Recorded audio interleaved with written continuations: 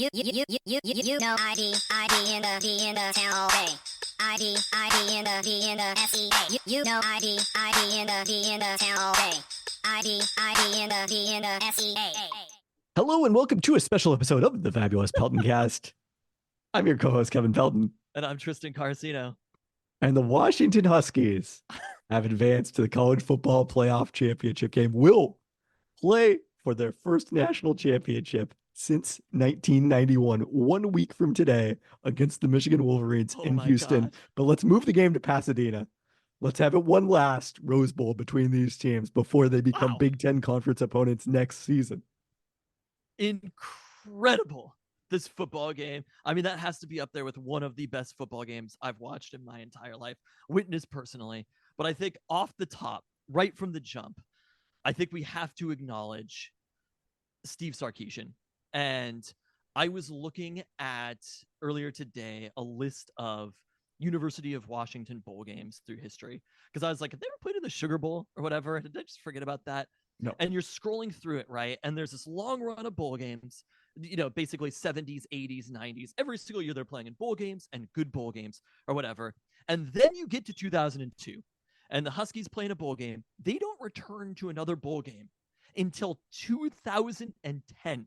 Yeah. Two head coaches came to the University of Washington and didn't even play in a bowl game during that time period. It is an incredible period for a program that is at this level to have had that long of a sustained time period to not have been even competitive, not even making a bowl game during that period. And so Steve Sarkisian is hired as head coach, and not coming out of nowhere, but somebody who is a young upstart head coach who, you know, under the Pete Carroll tree, who we knew, we loved, we were excited about. Steve Sarkisian really built this program as it is today. You can clearly trace Kalen DeBoer to Chris Peterson to Steve Sarkisian, and the Huskies playing in the national championship game, I don't think would be possible without what Steve Sarkisian did in that year, way back in 2010. So just from the beginning, I want to acknowledge Steve Sarkisian with a Steve Sarkisian retire, bitch! Wow. Truly incredible. Has Baby S Fantasy? Oh, you wrote that. Okay. No, this was Luca who wrote that. Oh, okay. My notes in case I forgot. Let's fucking go! What I love about that spiel about Sark's role, which I think is all true, it's the third time on the Pelton Cast that's been delivered. It was when Sark left the emergency pod, when he left to go at USC, and last year against Texas leading into the Alamo Bowl. Did I give him a retire bitch last year? I don't think so. No, but I guarantee you all three of those times you thought it was the first time you'd ever done it. Oh, absolutely. I love that you just knew where it was going the whole time. I mean, yes. I mean, obviously, come on, you've got oh my god, such a reputation to uphold. You know what? I need to talk about Steve Sarkisian on this podcast. Wait, what were you gonna say? You know what? I didn't know where it was going. The final play, the final 47 seconds of regulation. Oh my god! We have to acknowledge straight from the top. This isn't a Steve Sarkisian podcast. This is an Elijah Jackson podcast, baby. The much maligned Elijah Jackson. A whole season, even a game where he was maligned. We see Jabbar Muhammad come out. We're like, oh shit, we need him in there. And in the end, it was not Jabbar Muhammad coming back and making a play. You saw the tip to send a team from Seattle to the Super Bowl. This is the slap from Elijah Jackson. Get that shit out of here. We are going to the national championship game. Bring on Bama. I mean, I've got some news. I assume you had to really enjoy that, because you would have been so disappointed if the Huskies would have just comfortably been able to run out the clock and not see any darkness. I was fine without darkness. I was like, just take a knee. The pit of my stomach did not need that kind of darkness. And thanks to Kalen DeBoer for not taking a knee or conceiving that maybe the running back who is injured might get injured on one of the carries. Like, look, Kalen DeBoer did almost everything excellent in this game and did some things very badly that almost cost him the game. And you know what? We are going to yada, yada, yada past those long term. Hope he learned something from that, but like, good God, this situation did not need to happen. I mean, it's wild because how many times have you seen a team run out the clock in your life? Like, I've often talked about the first Husky loss I can remember in 1992 at Arizona, and how furious I was at Arizona for like kneeling and running out the clock. And like dating back to that, some 30 plus years ago, how many times have you seen teams run out the clock? And I have never seen an injury to stop the clock in that Never? situation. Like for the offensive team, an injury, I don't think it would in the NFL. I think that's a difference. I'd have to look that Oh, up. really? But I Oh, I think was that thinking about that it the might be whole one reason. time. When they started handing the ball off to DJ, I was like, what are we doing here? He's injured. He is very obviously injured. This is going to But he'd hurt been us. very obviously injured for 3, 4, 5 games now and hadn't ever needed This to was be worse. down on the This was field. worse. He was more injured in this game than he'd been in those previous games. Just give the ball to Tybo Rogers. Or if you're too concerned about it, take a fucking knee and give them the 15 seconds. Like, that is really it. Whatever. It doesn't matter. In the end, we got to have our darkness and eat it too. Because that is, look, you're not going to tell me this wasn't a slightly more fun win because of it. If they just taken a knee and gone home, it's like, well, that's a great win. All of a sudden, they're involved in one of the best college football playoff games of all time in a day that had 2 incredible college football playoff games. Uh, Tell me that you want bowl games to no, come it back. it had one incredible college football last 5 minutes and overtime, and one incredible college football game. That's what it had today. Because the first Oh my God. 3 and 3/4 quarters of Alabama Michigan were a snooze fest, but then it livened up considerably down the stretch. But this one, I just build Michael Penix the dome. Like, I hope that he gets drafted by the Saints. Like, I am really hoping for Michael Penix Jr. to end up somewhere warm and dry, Uh, because with that man is unstoppable in perfect conditions. If Michael Penix Jr. somehow supplanted Jake Hayner on the Saints roster, that would really reverse the term Haynering. Look, I'm for it at this point, and Michael Penix Jr. would be better for it. He'd be the best quarterback in the NFL, because Michael Penix Jr. on perfect conditions. I mean, he basically. I don't want to say that he pitched a perfect game today, because there was maybe one. I want to say that he missed the throw to Culp. He overthrew a couple of passes, but like, we talk about that territory that Russell Wilson got to when the screen pans and you're like, I don't know what the fuck's going on down there, but I'm assuming it's good. Michael Penix Jr. has entered the I'm assuming it's good territory on deep passes. His stats on deep passes must have been incredible today, because the bombs that he threw, and you have to give props to the receivers as well. Jalen McMillan, Jalen Polk, and obviously the GOAT, Roma Dunze, maybe greatest I'm Husky of all sorry. time. Did you forget someone here? Jack Westover. Yeah. He didn't get the bombs quite as much, but the one that he threaded the needle to Westover down the sideline, like, the passes to Westover are never easy.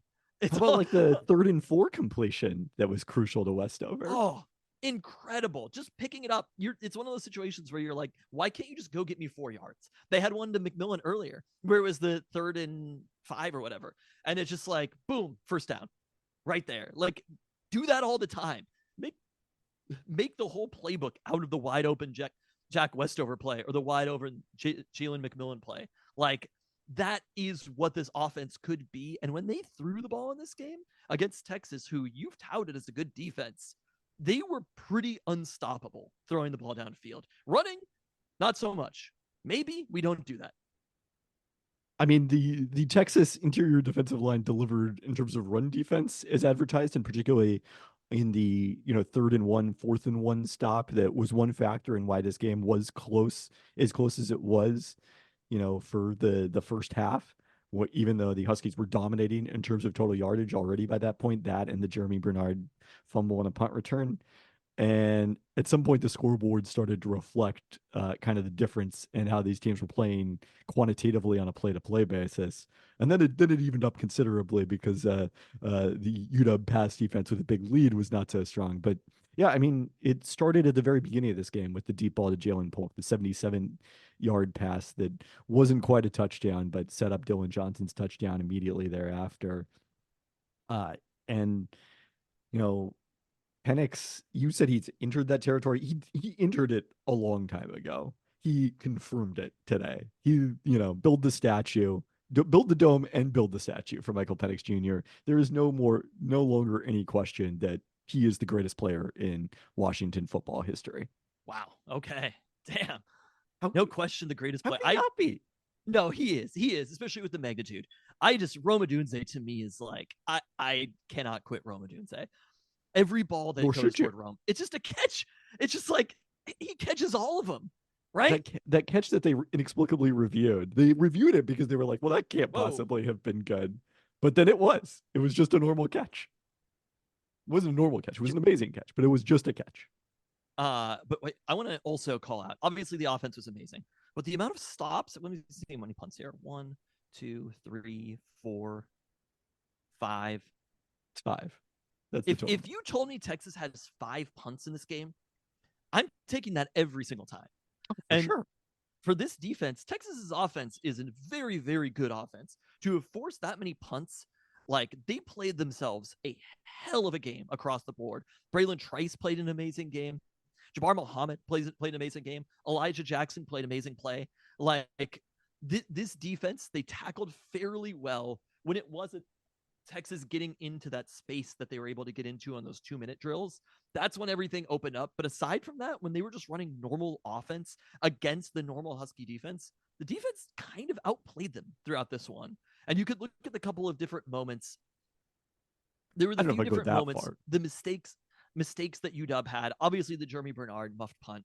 We're talking about that could have been a 2-score game at that point if he fields it cleanly, and rather it's tied instead. And then you have them not picking up the 4th down. Those are kind of balanced by the fumbles for Texas. This was a game that in the end, I think mistakes-wise, probably ended up pretty even overall. They didn't hugely favor one team. The refereeing didn't really hugely favor one team. I think the thing that I guess in the end I appreciated both in this game and the previous college football playoff semifinal game was they really let the players play. This was not the type of thing where there was a hit out of bounds on McCarthy in the first one where I was like, that to me is a late hit 100 times out of 100. And they did not throw the flag. Like they were like, these players have to earn it on the field. We're going to call stuff like false starts and things like that. But as far as plays on the field, there was not a lot of it. I don't know that Texas, which was penalized 10 times in this game, would 100% agree with your assertion. It was 10 times on kind of just some small stuff, though. Would you agree with that? Yes, other than, the pass interference that was pretty blatant there. I mean, those 10 penalties only went for 66 yards in aggregate. And it was mostly obvious penalties. There was almost nothing that was particularly debatable. They got the pass interference that was, he just committed a pass interference to stop the catch. Yes. I mean, I think we probably, you've mentioned Dylan Johnson's injury. Like, we need to highlight the fact that he gamely, even though he did not have a lot of success on the ground, a couple of touchdowns, some big plays at times in this game, playing through an injury. Like Dylan Johnson, we said it after the Pac-12 championship. It's only reinforced now. Like, he's there as a UW legend, even with, if it's only a one season career. An absolute beast out there, Dylan Johnson. And what he brings in the passing game, I think Tybo Rogers dropped a pass also that was intended for him that he probably should have come up with. I think that's one of the big differences between Dylan Johnson, I think definitely the pass blocking and pickups, and then the ability to be involved in the pass game. It's going to hurt UW against Michigan if Dylan Johnson is not able to play next week. I think it's seeming pretty unlikely that he will be able to play, but who knows? But if it is Tybo Rogers instead as running back number 1, they're going to have to pivot that game plan just a little bit. And, Dylan Johnson ended up with 21 carries in this game. Obviously, 3 of those came at the very, very end, but they weren't super pass heavy. They weren't over the top pass heavy in it. And we'll look at Michigan later this week, but I think they might have to keep passing the ball against Michigan. They might really have to force the issue here. I mean, that's how they're going to win. Like, that's what they do best. And they're going to be in a dome again. That's the good news here. They built Michael Penix Jr. a second dome. So it's, CJ Stroud's pretty entrenched there. I don't think that I want Penix Jr. to end up there in the draft. I think the Atlanta Falcons are a good destination for him if we're on that topic. But the Jabbar Muhammad being able to come back is very encouraging because there was a moment at the end of this game where it felt like but geez, even if they win, these injuries at the end of the game are going to be so costly that it's going to kind of mar the celebration of it. And so Muhammad, at least being healthy, mitigates that to a degree. And he would have been an even bigger loss, I think, going into that game, given his importance to the UW secondary. But it goes back to what we've said from the start of this college football playoff run. There's no dominant team like Alabama in 2016. The Huskies are not overmatched in any of these games. Michigan is comfortably favored a little more than Texas was going into this game. But the Huskies have a legitimate chance next Monday to hoist the national I championship can't trophy. even. It is incredible, even to be in this moment, to have a shot to win their first outright national championship. It is an amazing moment, and for us to have one more shot to see these players play again, that's what I'm hyped on. To see them playing on the biggest possible stage against fucking Michigan, right?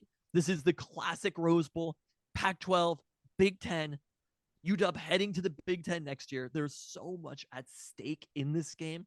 And this is the situation.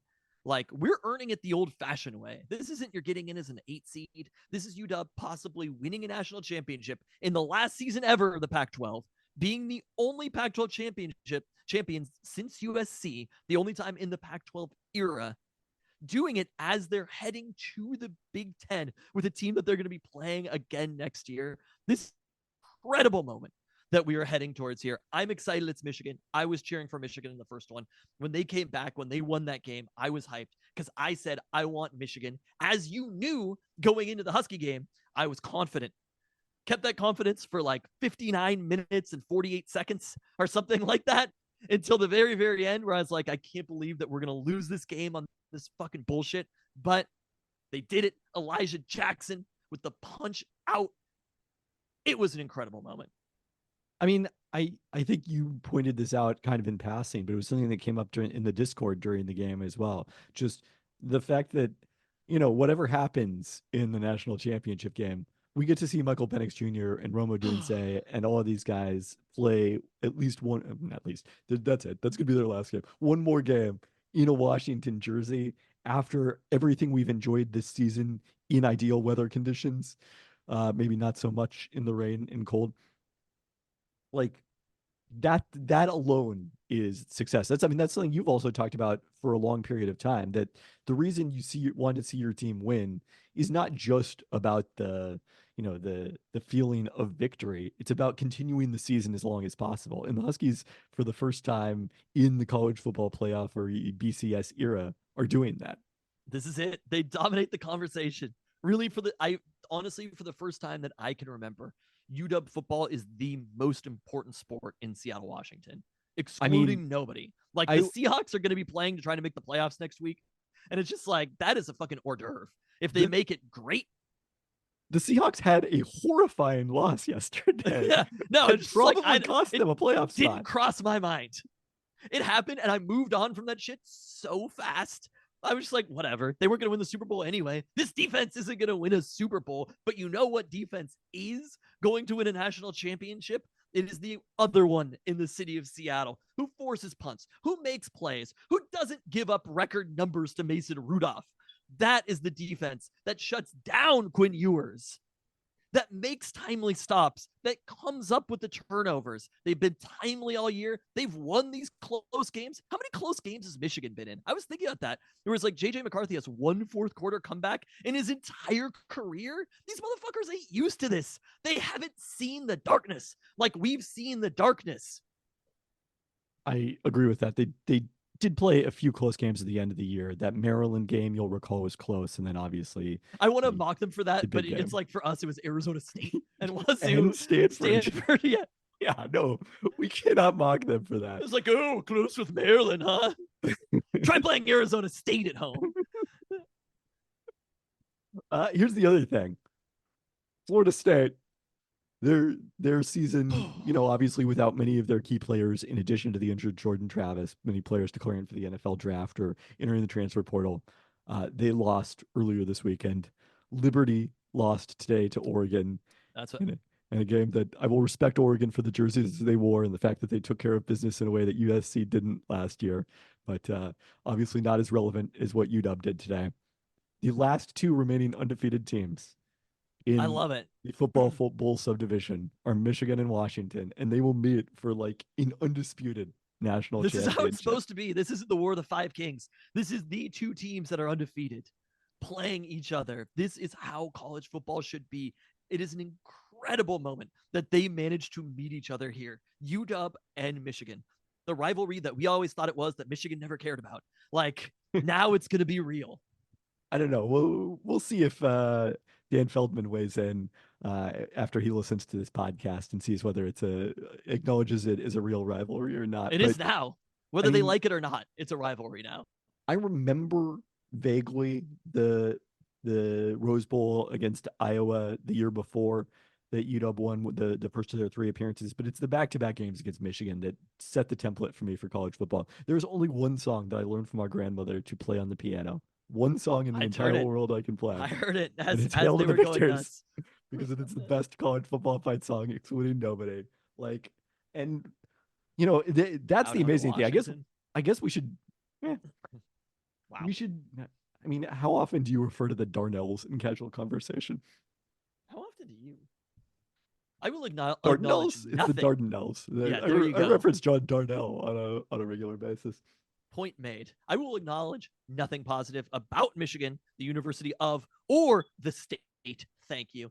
I mean, you talked about Sark and that moment of UW turnaround.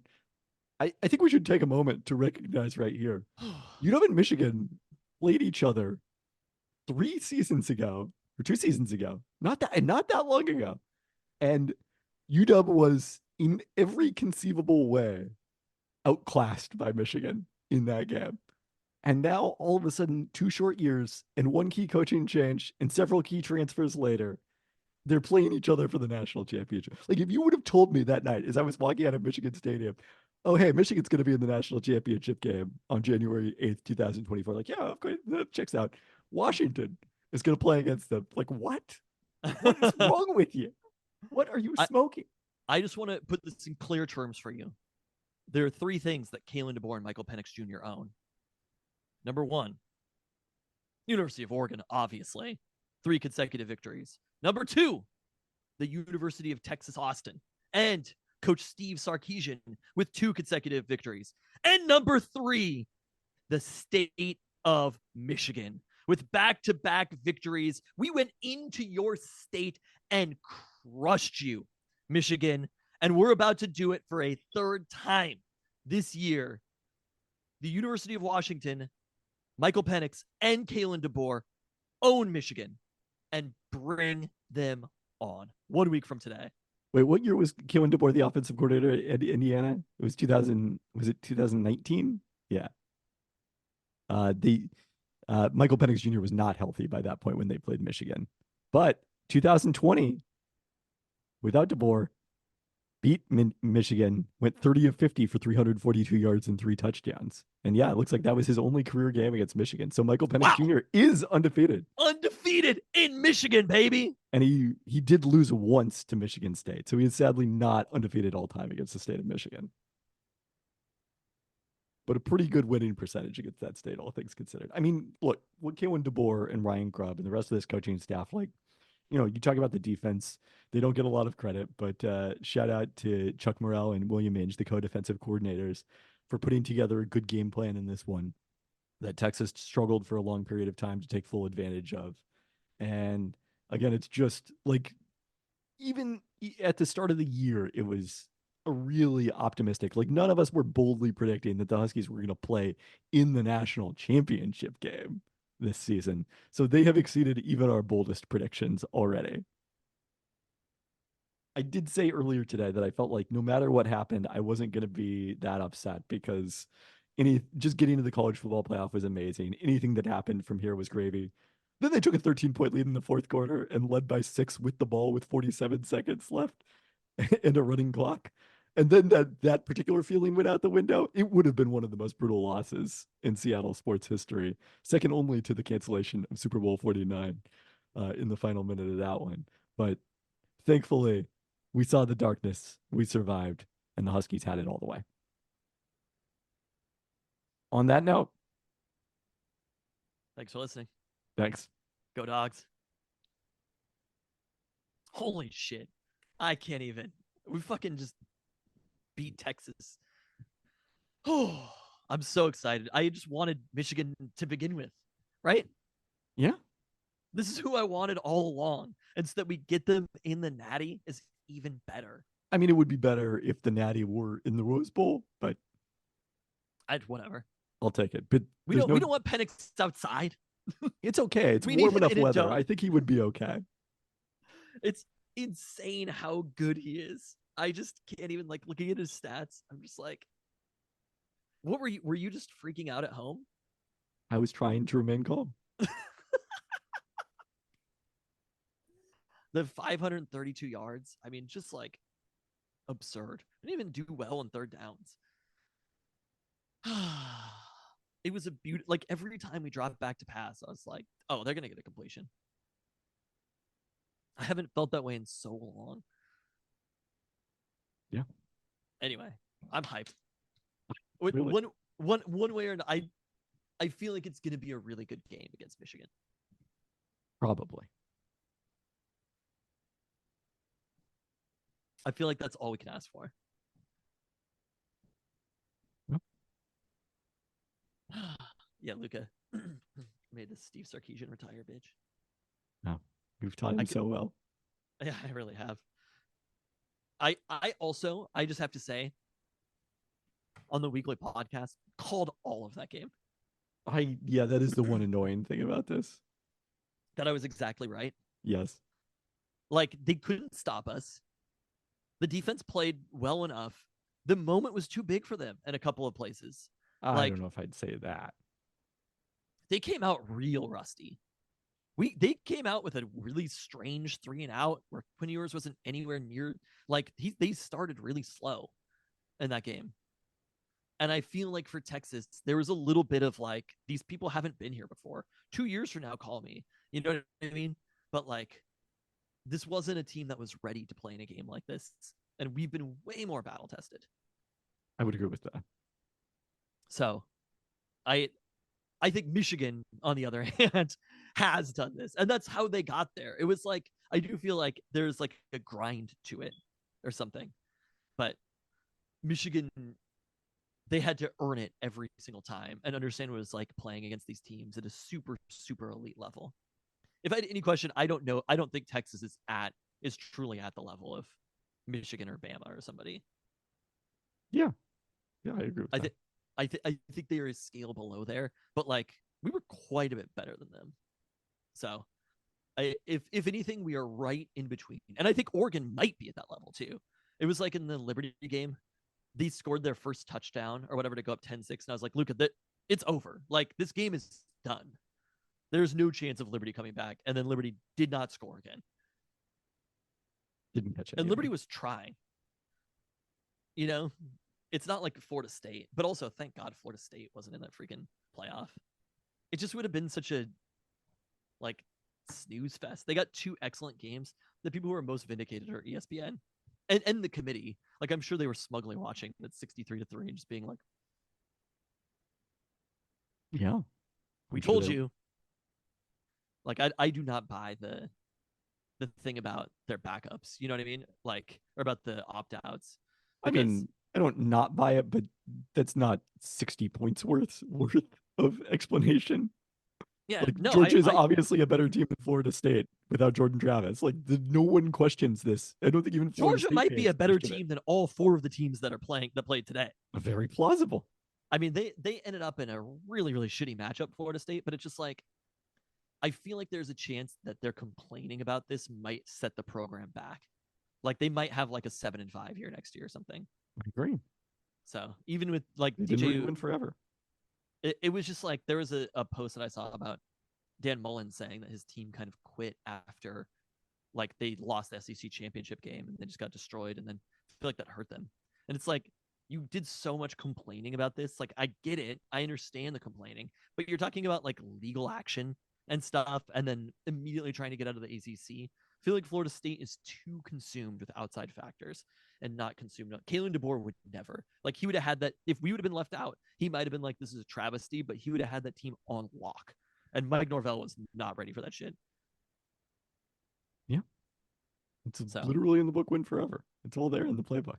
Now, I would encourage people not to pay attention to the fourth down thinking espoused in Win Forever. Oh my God. That was the other thing I wanted to mention. The balls on Kalen DeBoer.